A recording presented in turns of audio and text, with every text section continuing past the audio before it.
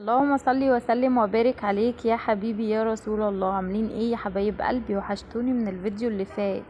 صباح الخير، صباح الفل والياسمين على عيونكم الحلوين. شايفين بقى معانا ايه؟ الاكل اللي تشرح القلب، الشرحه والبرحه دي طبعا كلنا بنحبها، مفيش حد اسمه ما بيحبهاش.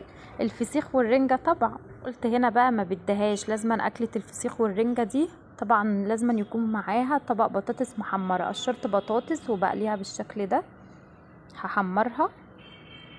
صلى على الرسول يا حبايب قلبي. ودلوقتي هنضف الرنجه.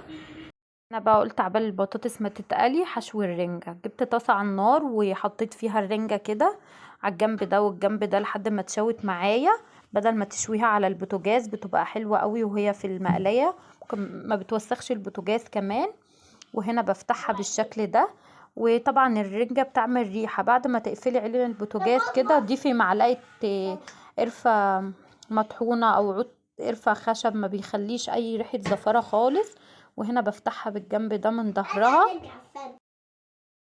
طبعا. وهنا بقى ايه، بشيل الشوكة اللي بتبقى في النص دي. طبعا دي القلب، دي الاكلة اللي بتدخل القلب على طول. اكلة الرنجة والفسيخ دي بجد بتبقى حلوة قوي. دي بقى الاكلة الشرحة والبرحة بجد فظيعة، تفتحي النفس كده. يلا بقى قاعدة مكسلة ومش عارفة تعملي اكل ايه، بعتي جيبيلك رنجة او فسيخ واقعدي بقى كلي كده مع الولاد، مع حد بتحبيه. وهنا بقى بنضف الرنجة، شلت القلب منها يا سيدي بقى على الدلع ده طلع بطروخ طري. طبعا انا بحب في الرنجة البطروخ الطري، مش بحب الناشف. هشيله بقى بالشكل ده. طبعا الرنجة دي ممكن تعمليها سلطة بتبقى حلوة قوي. شوفي انتي حابة تعمليها تاكليها كده او تعمليها سلطة. صلى على الرسول يا حبايب قلبي. دلوقتي برضو هنضف الفسيخ، ممكن برضو تعملوها سلطة. قطعوا بصلايه قطع صغيره وطماطمايه وفلفل ومعلقتين طحينه ورشه من الليمون. الرنجه كده متضايقه من حاجه، نفسك في حاجه وقفي كده وادعي لربنا، ربنا عطيته حلوه قوي. اتمني اي حاجه انت عايزاها، اتعشمي في ربنا جامد قوي.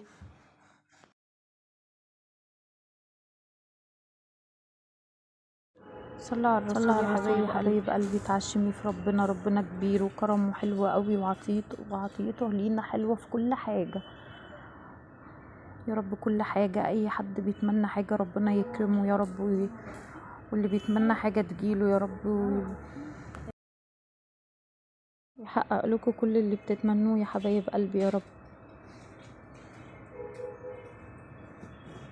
شايفين بقى الفسيخ والرنجة بجد الأكلة اللي بتشرح القلب، اللي بتدخل في القلب على طول بالشكل ده. ودلوقتي هضيف عليها طحينة بتبقى حلوة قوي فيها.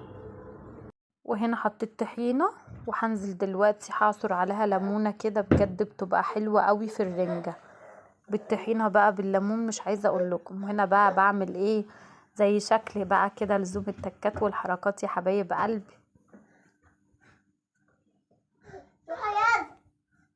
ونضفت الفسيخ برضو. دلوقتي بقى هنحضر الغدا على الجمال والدلع. دي الرنجة اللي انا عملتها معاكم، وبصل قطعته وضفت نص ليمونة ومعلقتين من الخل وحبة مية. وهنا قليت البطاطس. وهنا بقى قطعت خس وطماطم وخيار وشطة وفلفل. والجنب التاني ده بقى نضفت الفسيخ بقى، مش عايزة اقول لكم. شايفين بجد كانت الاكله حلوه قوي. شايفين الجمال عدى. احب يا حبايب قلبي اشارككم اليوم بتاعي حتى لو بحاجه بسيطه، والفيديو سهل ما عملناش فيه حاجه، كل حاجه جايبينها من بره بس.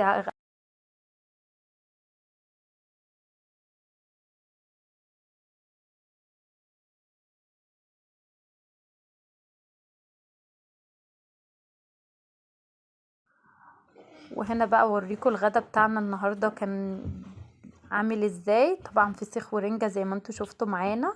ويزن ابني اللي عند الكرسي تحت ده بيقول لكم طبعا ما تنسوش اللايك.